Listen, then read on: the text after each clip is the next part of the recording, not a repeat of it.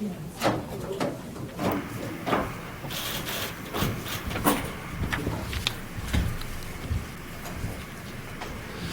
afternoon, everybody, and sorry we're a little late getting started today. There was some information coming in that I thought would be relevant today, and I'll get to it shortly.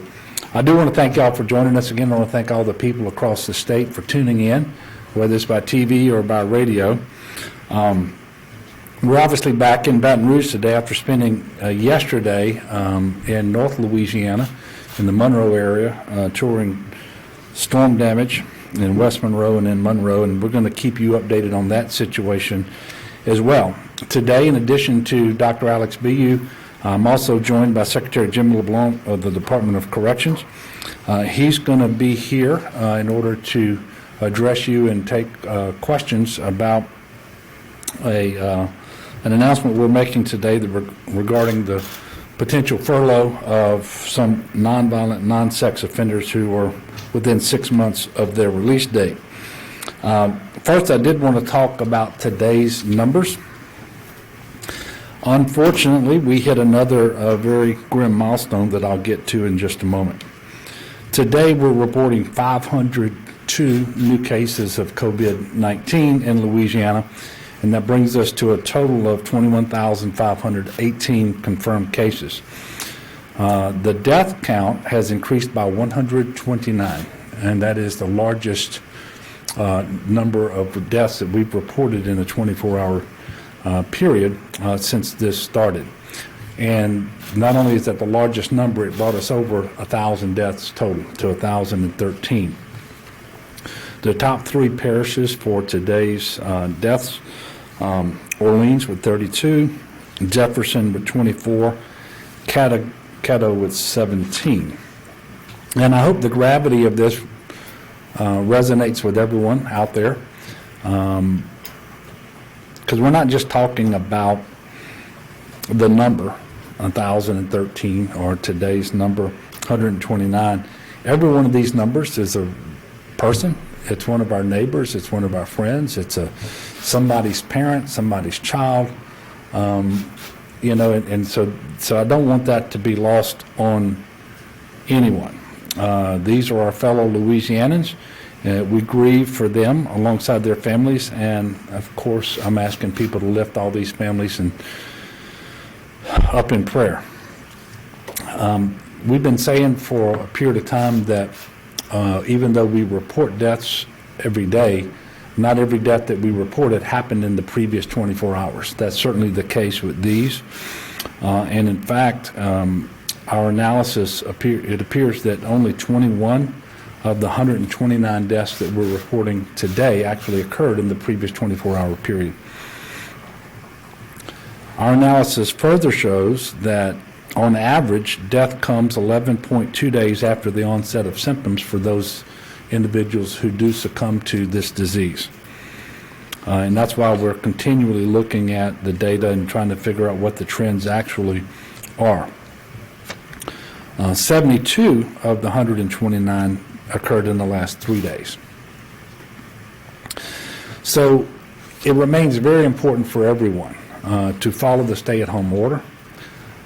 Because just as compliance with the stay-at-home order and social distancing and proper hygiene will save lives, because fewer people will contract the disease and fewer people will be in that daily count that we just talked about, it is also true that the failure to do these things will mean that more people are exposed to the virus, many of whom will contract the disease, and a certain percentage of those who contract the disease are going to get ill, go to the hospital, some will die, and then many of those are going to continue to transmit it. So what we have to do is focus on the things that we've been talking about for literally weeks now, and that is following the stay-at-home order, be patient, practice social distancing, practice good hygiene, minimize your contact with people, absolutely stay home if you are sick, those sorts of things. Now, while that number of 129 deaths is very troublesome, there are some positive signs in today's numbers as well.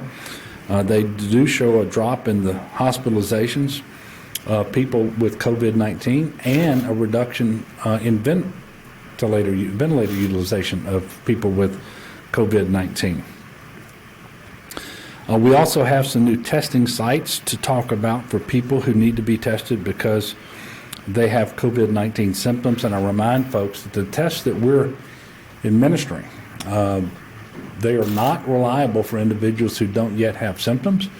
And so those are the individuals that will be tested. But in St. Charles Parish, beginning tomorrow, Wednesday, April the 15th, there will be testing at Hanville High School in Butte, and that will be in the morning starting at 8 o'clock, and they will run until noon or until they reach a capacity of 250 tests. In St. James Parish, we will have testing at Gramercy Elementary School.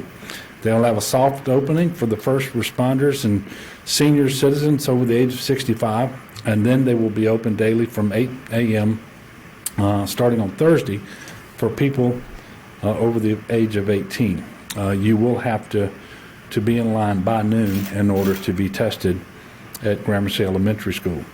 Starting tomorrow, GoSEP will provide tests for the Ilario Center testing. Currently, it's a FEMA pilot program. FEMA and the Department of Health and Human Services from the federal government sponsored these sites. These were the first, three of the first sites in the country. Two of them were in Orleans Parish. One was in Jefferson, and in Jefferson it's been at the Ilario Center.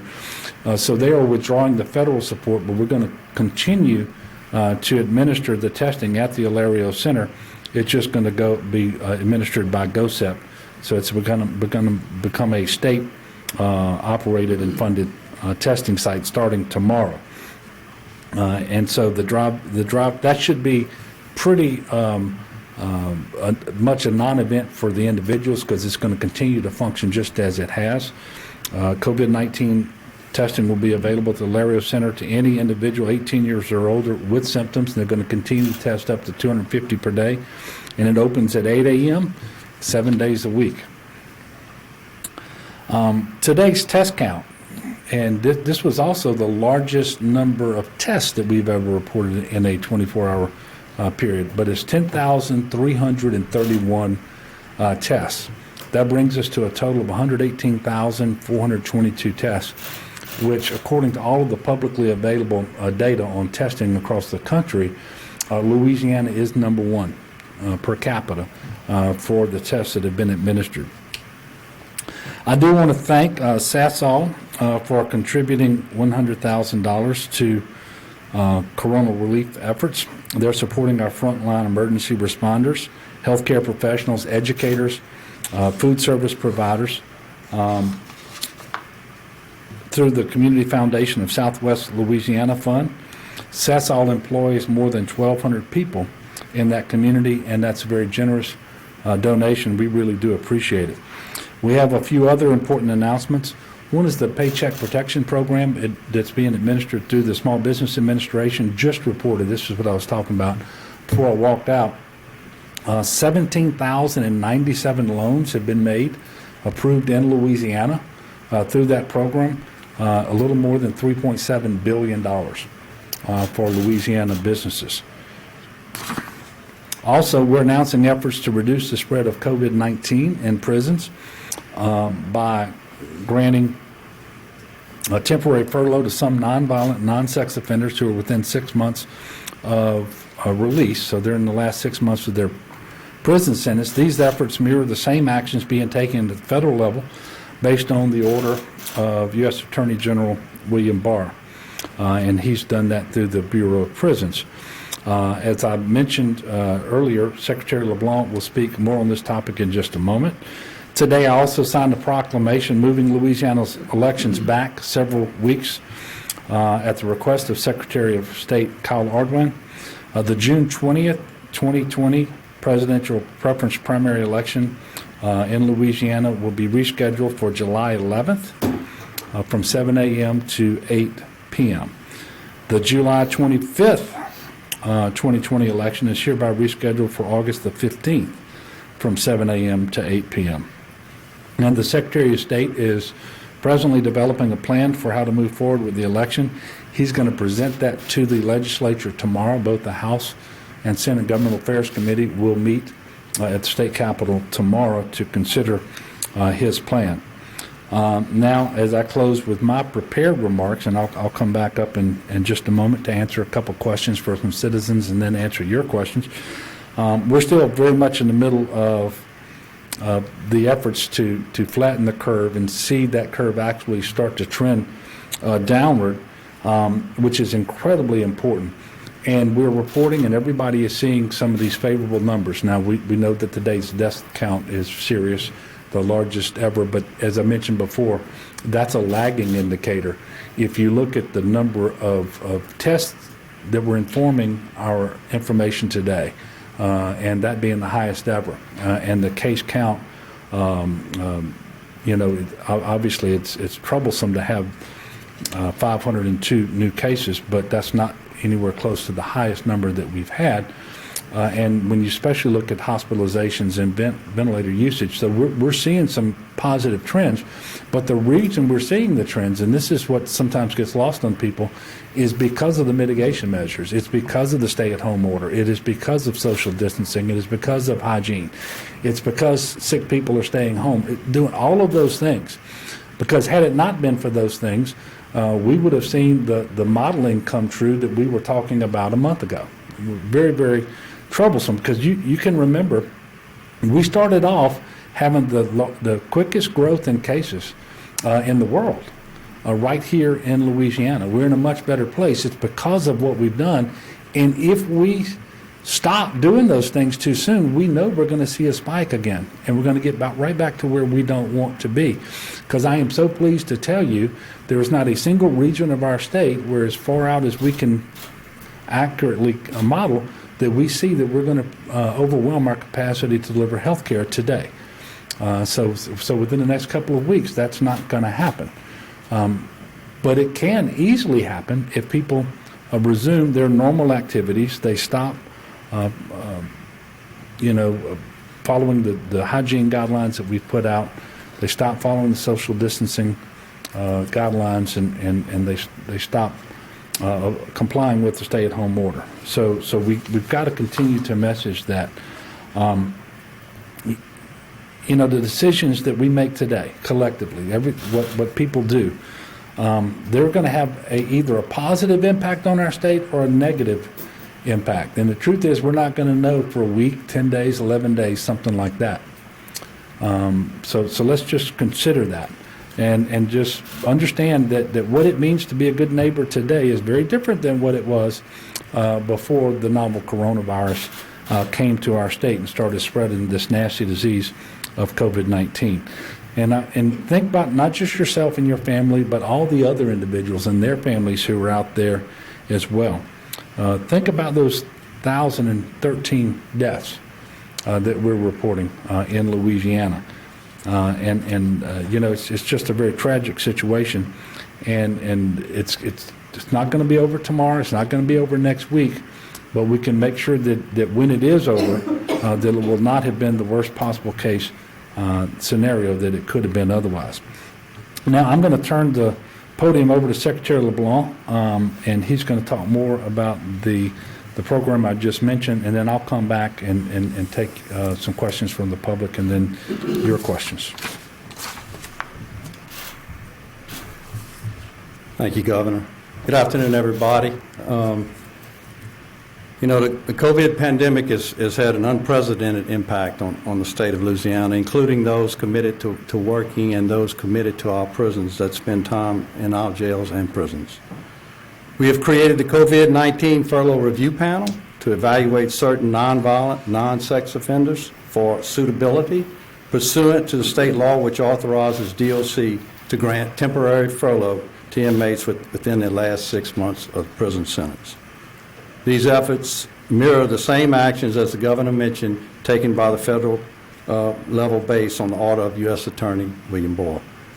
Public safety obviously is paramount to anything that we do when you make decisions of furloughing any inmate, which is why we have chosen to create a review process that involves multiple stakeholders.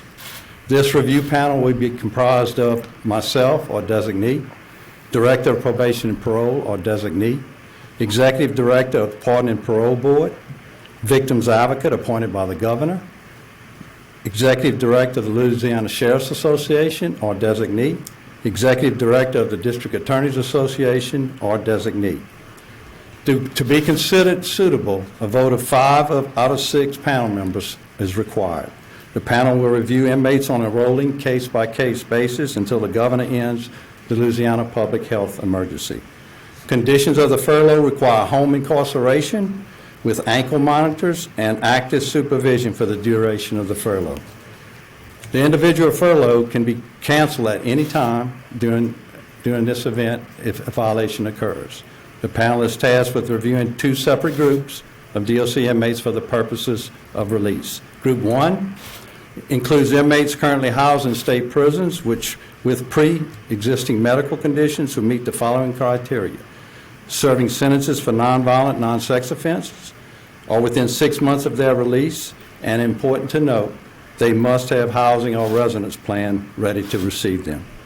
Group 2 includes inmates who are mostly housed in local jails and meet the following criteria: serving sentences for nonviolent, non-sex offenses, or within 6 months of their release date and have served at least 6 months, having housed or a residence plan ready to receive them.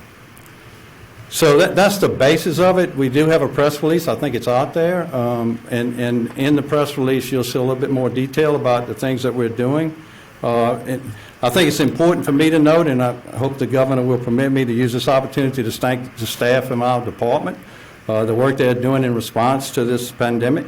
Like our community health care workers, those working for the Department of Corrections are all considered essential staff, essential to providing public safety for this state. Their commitment to reporting to work and providing for the safety and security of our prisons and our community is commendable. Prison staff are committed to both ensuring security and providing health care to those in our facilities. Probation and parole staff are continuing to provide community supervision and filling non-traditional roles of supporting the state's response. They are some of the heroes of our response in this state. So with that, I'll take any questions you might have. Yes, sir. How many prisoners do you think are going to qualify for this, given it looks pretty narrowly tailored? It is. On Group 1, it's approximately 100 with medical conditions. Group 2 is around 1,100. Yes, ma'am. The department had a lawsuit filed against it in federal court today involving a plan to move COVID-positive patients to Camp J at Angola. Can you talk a little bit more about the decision-making involving Camp J, and if you can't respond to anything? Well, being a lawsuit, it's difficult to say a whole lot other than the fact that if you look at our response to the injunction that was filed, I think that pretty much covers the basis of how we feel about what we did at Camp J. I think it was the right move on our part for the department. Obviously, I wouldn't have done it. And it's a safe haven for those that are there, honestly. How many people have been moved to Camp J at this point? The number's around 46. And they're from both state prisons and also local? No, ma'am. They're local level, and only Angola houses their positives there. Everything else is housed at the state facility where they're, in other words, Hunt. Everybody's doing their own isolating and quarantine. Is the reason behind this to reduce the population and lower the spread and the chance of spread of corona? I mean, what's the idea behind it? It's to create room, in that sense, and I think that's the main thing, is to create room at the local level, and obviously, especially on the medical end, if we can get people out of harm's way, that certainly is a plus too. And I think it's a way of mitigating the potential for a future spread. Was the review panel a recommendation from the feds or Attorney General Ball, or was it just something you guys decided was appropriate? No, it's actually, the statute allows me to do it, but I thought it was in our best interest and everybody's best interest, and along with the decision with the governor, that creating a panel was the best thing to do, and getting everyone involved in the process, as we have done for pretrials at the local level. We're working with the judges, the DAs, the sheriffs, and all those involved in the criminal justice system to do the right thing at the local level, and we've already done quite a bit. This is just an extension of what we've already done. When will the reviews begin? Friday. Friday's our first review, all done on Zoom, drop boxes, all electronically.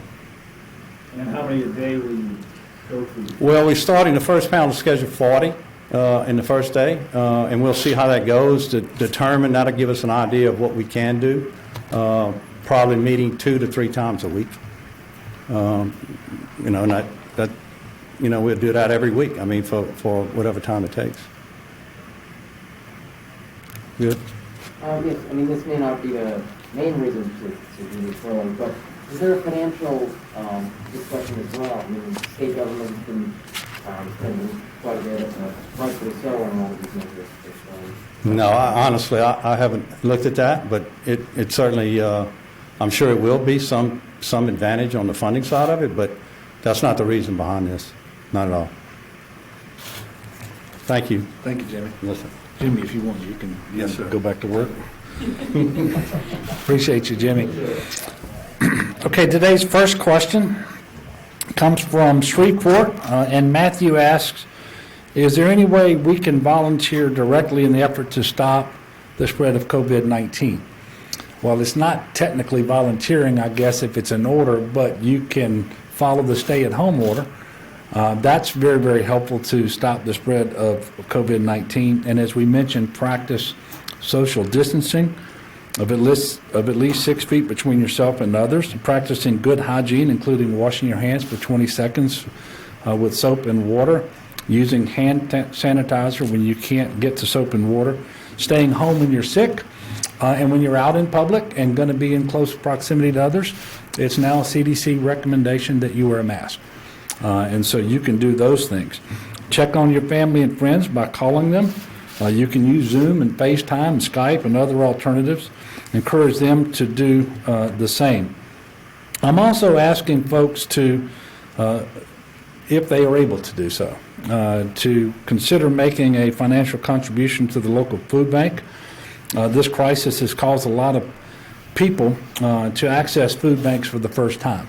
And so the demand being placed on the food banks is something they're not accustomed to.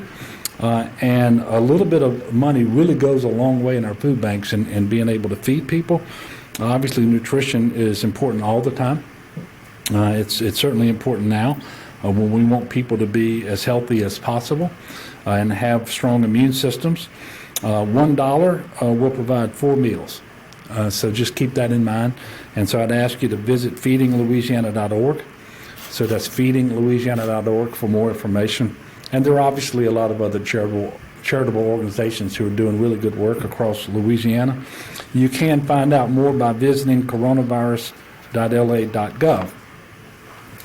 Olivia from Lafayette asks, how is the virus different than the seasonal flu? And why shouldn't we compare the number of deaths yearly from the flu to COVID-19? I think there are some comparisons and contrasts being made with respect to the flu. There are obviously some similarities. The flu is itself a coronavirus, right? Not, Different virus. it's an influenza virus, I'm sorry. The similarities are that they are viruses. There are obviously some real differences, however, and the differences are the fact that the novel coronavirus is much more easily spread. It's much more contagious than the flu. For example, the transmission rate of the flu is typically about 1.3 people. For COVID, a single infected person would be expected to infect about 2.5 people. So twice as contagious. The average number of people who need to be hospitalized with the flu is about 2%, whereas if you catch COVID-19, if you contract that disease, it's 19 to 20% are going to require hospitalization. And the fatality rate for the flu is 0.1%. But for COVID, as best we can tell, it is somewhere between 1% and 3.4%. So obviously some real differences as well, although some of the symptoms are the same. Fever, cough, chills, shortness of breath, and so forth. So there are obviously some similarities as well, but we're asking anyone who is symptomatic, make sure you're contacting your health care provider. And if you're symptomatic, get tested as best you can. You can call 211 if you need information about testing, the testing protocol and that sort of thing. Tomorrow, our press conference is going to be at 4 p.m. because I have the monthly radio show that I will do tomorrow at 2. And tomorrow, I plan to be joined by Beth Ciano, Acting Superintendent of Education, to discuss the situation relative to K through 12 schools and the rest of the year. So with that, I will take your questions, and Dr. BU is here as well. Leo, I'm going to start with you in the back of the room. I'm seeing markedly more traffic on the streets of Baton Rouge. People are getting back out, responding to the warnings. When you look at the number of tests that have been done, about 110,000, 112,000, I think you said, and you look at the number of people who come back testing positive, it's about 1 in 5. It works out about 19.5%. Is there any mechanism in place for when people might return based on the fact that they've been cleared by the test? Yeah. First of all, to address the first point you just made, obviously I'm not out and about every day, but I did fly to and from North Louisiana yesterday over some of our major highways. I did see more traffic than, quite frankly, I expected to see or wanted to see. And what your observation is consistent with what I'm being told by other people. For example, when they come to work here at GOSEP, they're seeing more traffic every day than they were seeing before. And we also have some social distancing apps now that are kind of assigning letter grades. And we weren't doing particularly well to begin with. I think our state was graded at a C or a C minus. I believe we moved down to a D most recently because they're using the GPS data in people's phones to kind of measure what the movement is. And that's why I'm trying to make sure that people understand that COVID-19 remains in every community. It is obviously fatal for a number of people. We're reporting on these deaths. People are contracting this disease and continue to spread this disease. And so it's important that people follow all of the precautions that we've been giving them, whether it's the order to stay at home, whether it's the hygiene, the social distancing, all of those things. It's incredibly important. I will tell you this. If you look at the efforts that have been made in Louisiana to increase our testing, they have been tremendously successful in the sense that we are administering more tests per capita than any other state in the nation. Very helpful. The worst thing you want to do is not know what you're dealing with. And now we can say that we have testing in every single region of the state. Every parish of the state has testing available. But we're not satisfied. We're trying to expand on the testing that's available for surveillance purposes, for diagnostic purposes, and for detecting the presence of the antibodies through serology tests. Now, these things are coming online now, and we have to make sure that they're approved and that they're effective and reliable and so forth. But I will tell you, the key to moving forward, especially between now and such time as a vaccine becomes available, will be through very aggressive, robust testing in all three of the categories that I just mentioned, plus contact tracing, so that when we get back to where we can remove some of these restrictions and start to open up our economy, you're going to see a lot more testing, and the test results will inform our decisions, and not just about who can potentially go to work and so forth, but as we start seeing, if we start seeing a spike in testing, we may have to ratchet back down and put in place more restrictions too. And so what we don't want to do is go right back to that place where we've been trying to avoid. And so testing plays a big role in all of this. It's a big part of Dr. BU's day, is coordinating the testing around the state, but also looking to private sector testing capacity and working with our federal partners to maximize the tests that are available here. Because while I salute him and I thank him and his team for their good work and really you should know that over 90% of the tests that are coming in every day now are coming from commercial labs. And so we have healthcare providers. These hospitals are really stepping up. These FQHCs are really stepping up. The GOSEP here is going to start running the drive-through testing at the Ilario Center and so forth. We have Walmart with drive-up testing now.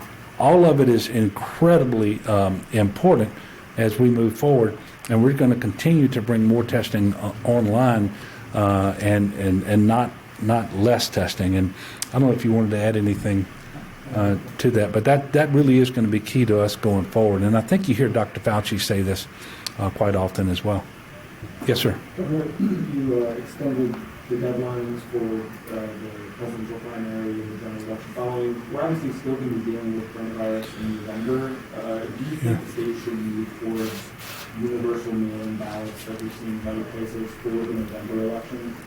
You know, I don't know that we're going to need to do anything in November terribly different than what we're going to do in July and August. We really don't know what the situation is going to be there.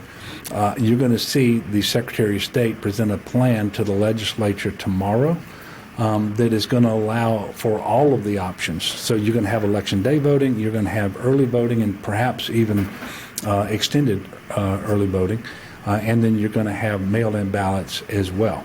And so people are going to have an opportunity to cast a ballot, and if they are worried about their health because maybe they're older or maybe they have an underlying health condition and they don't want to go in person, you're going to see them get the opportunity to request a mail-in ballot. So, you know, the Secretary of State has worked with me to craft a plan that I think is reasonable in light of the circumstances, and we'll get through this July and August election time frame in plenty of time to see how it worked and what changes might or might not be required before November, and we will have time to do that. Yes, sir. Yeah, I'm sorry. You mentioned this briefly, I think, 2 weeks ago, but when we do return to normalcy or that new normal, you mentioned before there's going to be a transition period. I think you mentioned what necessarily does a transition for people hear that? What does that necessarily mean? Is that opening sectors at a time? Is that, I know that depends a lot on the kind of testing that we're going to see. Just what is the transition period? So when you say sectors, I don't know if you mean geographic or if you mean by sectors of the economy, and it could look, depending on what's going on geographically, you could potentially have more activity in certain sectors that haven't seen as much of the COVID-19. They're not hotspots, for example, but you are going to see sectors of the economy. So obviously, we've identified sectors of the economy that we believe to be essential, working with the CISA guidelines. There is a conversation now that when we move past the current restrictions, one of the first things we're going to have to do is make more medical services available. That's going to be one of the first things we're going to have to do, because we did a lot through the Department of Public Health in order to conserve PPE, potentially have staffing that would be available to use this surge for COVID-19 patients and so forth through orders of the Department of Public Health. And so we've had colonoscopy that have been stopped. We've got other medical procedures out there. We've got things that are non-emergency, like maybe somebody needs a knee replacement, but you can only put those things off for so long. And so that is a sector of the economy, if you will, where it's directly related to healthcare, that we're looking to see if we can open that up sooner rather than later, and the rest will come. And look, we're going to be working with our federal partners, looking for CDC guidance as it comes out. But it's not going to be like flipping a light switch. And so I can tell you social distancing is going to be part of our future for some period of time. Wearing a mask when you're out in public and going to be in close proximity to other people is going to be part of what we do. Staying home when you are sick is going to be part of what we do. I think you're going to see your temperature taken more than it's ever been taken, and in order to gain admittance into different places. And I hope all of you had your temperatures taken before you got in to this room today, you were supposed to. But that's the sort of thing that I think you can anticipate for some period of time. If we're trying to facilitate social distancing, then it doesn't make sense to go back to the same occupancy limits for places like restaurants and so forth. And so maybe a reduced occupancy limit. So those are the sorts of things that we're working through now, and we're looking at what's coming from CDC. We're looking at what other states are contemplating doing, and really there's a lot of decisions that go into this, but all of that is out in the future. All of that, with the possible exception of reopening some medical providers, will be after April the 30th. And my commitment to the people of Louisiana is they're not going to find out on April the 30th what happens on May the 1st. So we're going to work to put this together so we can announce what things are going to look like several days in advance. And of course, what that announcement looks like is going to depend in large part on where our case count is at that date and whether our rate of spread has continued to decline or whether it's gotten larger and so forth. And then as we move forward, we don't want to get back to a place where we're on a path to exceeding our capacity to deliver health care. So we're going to be reevaluating these measures literally every day as test results come in, because the sort of numbers we're reporting, we're going to be reporting these numbers for a long, long time. And we're going to be watching this, and we can either change things by geographic sector, or we can make changes across the state depending on what the information is telling us, and again doing that in consultation with the CDC. Yes, sir. We know a lot of people are still having trouble filing for unemployment insurance. Does the state intend to hire more people to answer phone calls at the LWC, more web technicians to process claims online, and what's left to be done to speed that process up? Yeah, well, we've already built in more capacity for our phones and for our online service. And I understand that people aren't accustomed to doing this. I am still going to ask people to try to file for their unemployment benefits after 10 o'clock at night and before 5 o'clock in the morning. You will find that the traffic is lowest, and you'll have the easiest time doing that. And the Louisiana Workforce Commission is examining all options to bring additional people on in order to take this information and get people's claims filed. I do ask people to be patient. This isn't just an increase that has been slight in terms of the volume of people trying to file claims and do their weekly recertifications. This is on an order of magnitude larger than we were doing 6 weeks ago, many times over. And this is not doesn't give any comfort to anybody in Louisiana, but this is an experience that is being shared by people all over the country right now. So I'm going to encourage people to be patient. I will remind people that previously they may have been declined unemployment insurance benefits because they didn't satisfy the requirements of Louisiana law, but they may satisfy the requirements of the $600 per month that was contained in the last act of Congress. And so they need to contact the folks at the Workforce Commission, put a claim in, and see whether they meet the requirements, and then to do that weekly recertification, because it is required as a matter of federal law to continue to receive. Melinda? Governor, two different topics for you. One, on the furloughing situation, is that something that you thought to do with the juveniles in like group homes and detention facilities at the state level? And then on another topic, a lawsuit was filed today involving the abortion clinics, and I was wondering what the status of the state investigation was into it. Okay. So we have interim head of juvenile justice, and that's Dusty Bickham, and he has been doing some things with respect to juveniles. The good news there is we haven't had a single juvenile who's required hospitalization. And I don't remember the numbers that I got today, but I shouldn't hazard a guess. I'm thinking that somewhere around 10 young people in custody of juvenile justice have been COVID-19 positive, and a number of them have actually recovered, but none of whom have even need to be put in a hospital.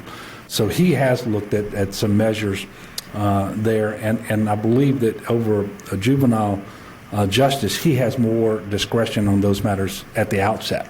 And I'll get you some more information tomorrow.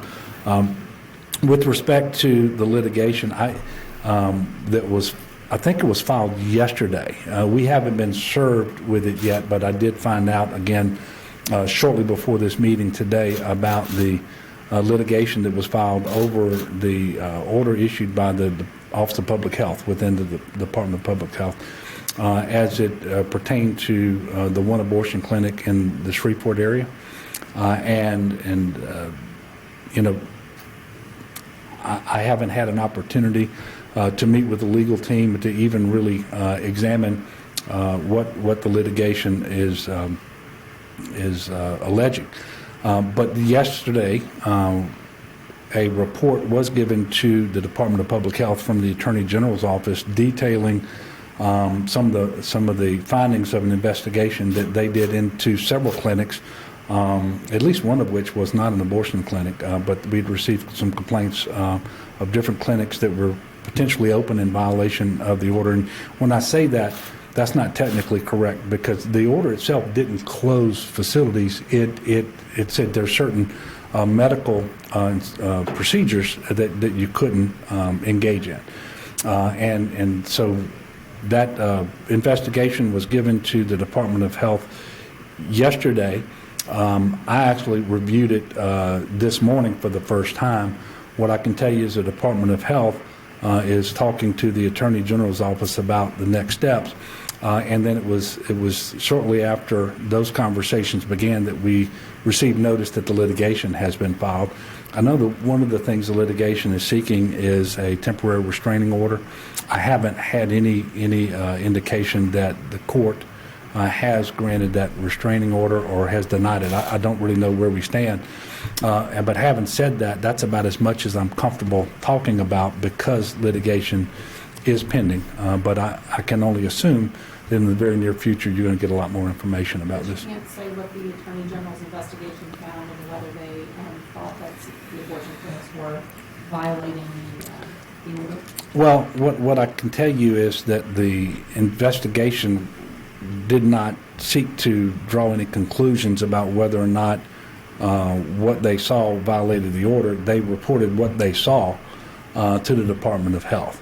And if I'm not comfortable talking more about it, because I would assume as this litigation proceeds, everything that's in that investigation is going to be considered as part of that litigation. And I'm just, this is all happening pretty quickly, and one of the things that I know as a lawyer myself is you shouldn't litigate things in public like this. Yes, sir. So, I know you're expecting guidance from the federal government on both some serology testing announcement, as well as how we can spend the $1.8 billion we're getting. Have you gotten, can you give us an update on what the feds have said on the project? Okay, on the spending first, so the state, as part of the CARES Act, is going to receive, in about 10 days, I believe it is, $1.8 billion. We know that the intention is that about 45% of that would go to local government, and we're working to figure out how to make that happen. And then the 55% would stay with the state.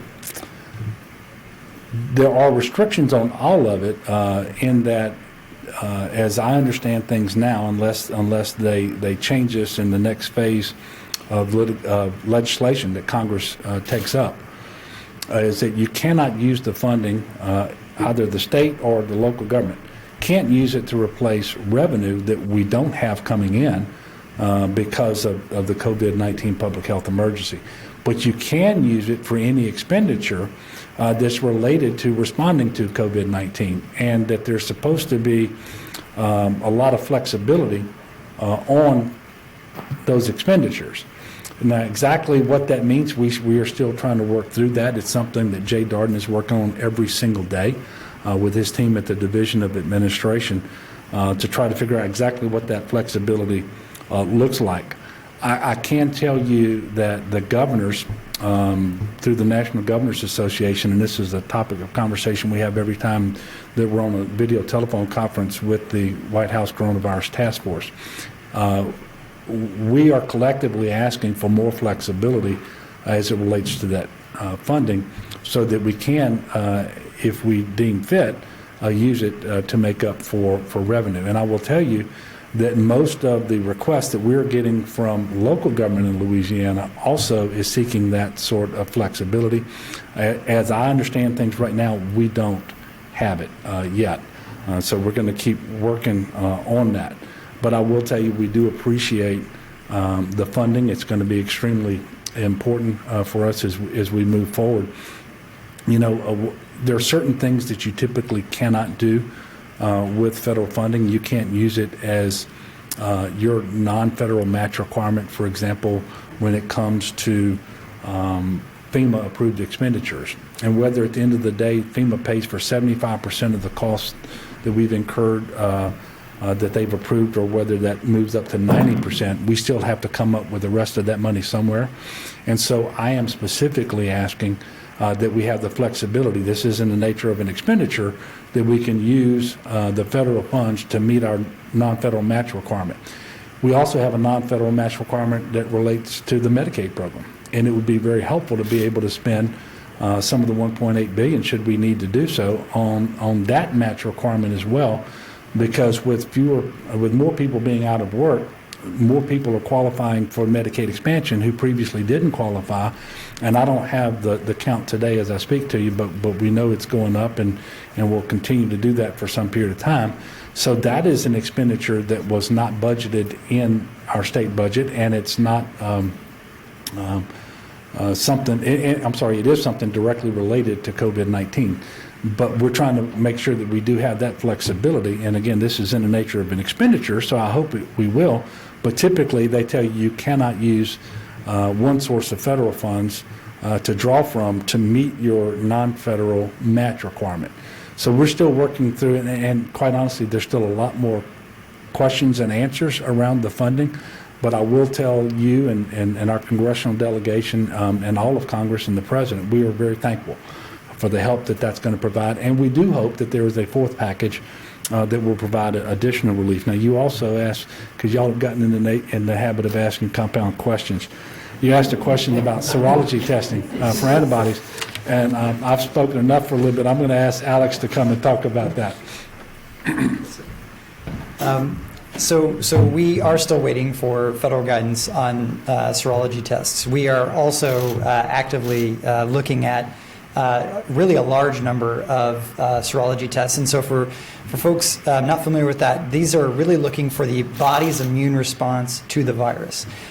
We've got these tests that we use for flu, for all sorts of different infections. And what we want to see is, does somebody build an immune response? Does somebody produce the proteins in the body that shows that they're ready to, that they've already fought the virus? And that helps us know that somebody's been exposed in the past. So it's not to diagnose somebody that we need to find. That's where we're testing for the virus. This is really to give us a sense of who's been exposed to the virus. The reason that you haven't seen really any state, to my knowledge, move forward with aggressive serology testing is because there's a number of factors we look at when we're looking at a test. We want to see how sensitive that test is. Will that test be positive when that person has the virus or has the antibodies that we're looking at? We want to see if that's specific. If it's positive, or if it's negative, can I be sure that there aren't those antibodies there? Okay.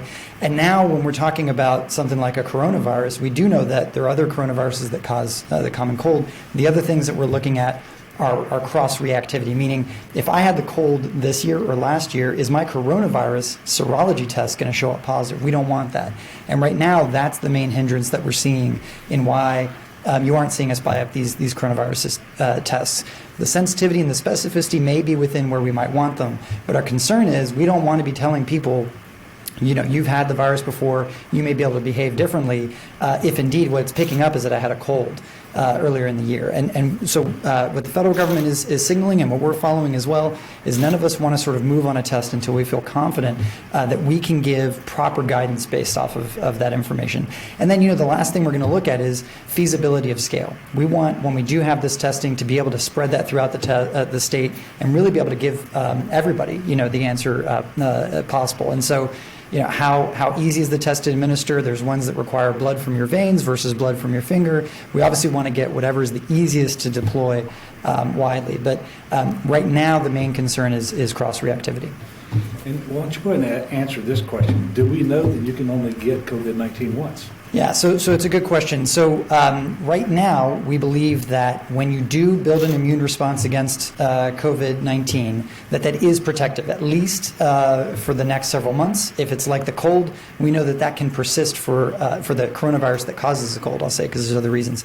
We know that can persist for years. However, those of you with children know that you can still get the cold again as you get older. And so what we don't think we see with coronaviruses is that you get lifelong immunity.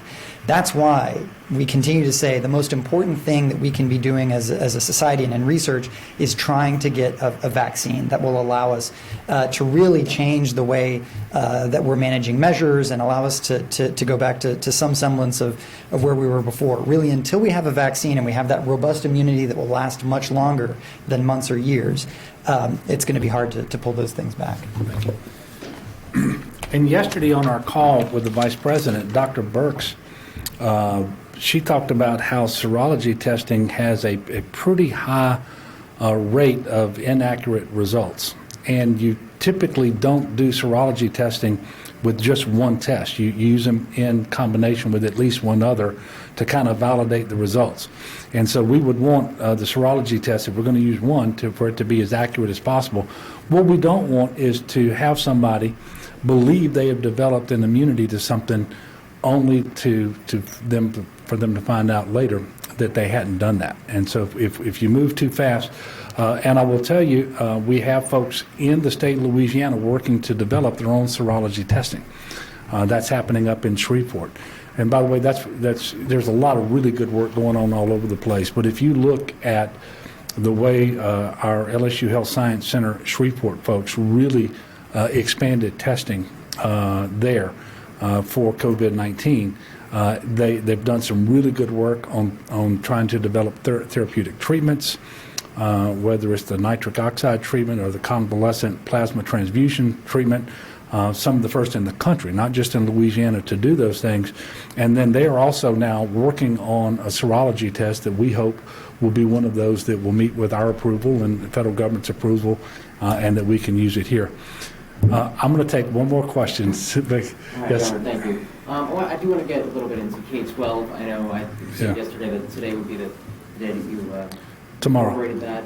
Yeah, so we're gonna be here tomorrow with Beth Siena, the acting superintendent of education, to talk more. What I said, and I was, I guess, sort of amused by this. I saw the headline in the newspaper this morning.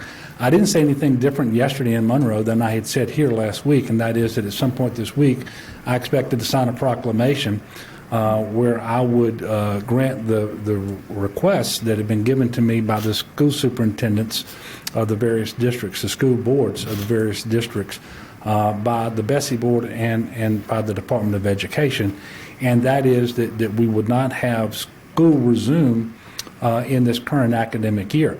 Now, school isn't canceled. People just won't be going to their campuses because there will still be distance learning and other things that are taking place, because we're going to try to do as much as we can in very difficult circumstances to continue to educate our kids, but they won't be gathering on a school campus for the rest of this year. She will be here with me tomorrow to take your questions specifically about K through 12, and I'll entertain the question, but there's a good chance that, depending on what you ask me here in just a moment, I'm going to ask you to wait till tomorrow. Okay? So I guess maybe still a work in progress, but this distance learning, a lot of it requires good internet connections, good technology. Is that a discussion being had as far as getting students better access to it? Yeah, in fact, that's been part of the discussion since the very first day that we said that school was not going to be in session. Because we want as much learning to take place as possible. Distance learning is critically important. It is easier in some places, both because you have the infrastructure for high-speed internet, and you have certain schools and certain students with much more access to the devices that you need. And then you go out into some of the rural areas, and you don't have either. And so there is a divide in our state. We've talked about it with respect to chronic health conditions and so forth, and what's happening with the health disparities. It plays out in other ways too, and this is one of them. And so it is something that we're talking about and trying to figure out how we can make an impact on this, both in the short term and in the long term. You recall that we had announced the Rural Revitalization Committee, and we're going to be looking at infrastructure and how do we get more high-speed internet in the rural parts of Louisiana. We actually have the Broadband for Everyone in Louisiana, that commission that has a wonderful name, the Bell Commission, and it's looking specifically at high-speed internet access in rural parts of Louisiana that don't have it right now. But obviously, those things we're thinking more long-term. We weren't thinking about the absolute short term, and so we obviously have some work to do there. I think you're going to hear the superintendent tomorrow speak about not just distance learning, but other things that we're doing to try to continue to educate our children. What we don't want to happen is our children to sit out of an educational setting for so long that they actually regress more than they should. And by the way, this happens every single year with summer break, but teachers are accustomed to that 2.5 month summer break, and they know exactly how much regression happens, and they know about where they're going to have to start. This is going to be different, and so we don't want there to be more regression than is necessary. I'll put a plug in for LPB. There's a lot of good instructional program at LPB, and I will tell you that we still have principals and school teachers out there doing a tremendous job of trying to get study materials into the hands of their students so that they can continue to learn. But we will have a lot more about this tomorrow and some other announcements as well. And so again, we will see y'all at 4 o'clock tomorrow afternoon, not at 2:30. And thank you all very much. And thank you for being here.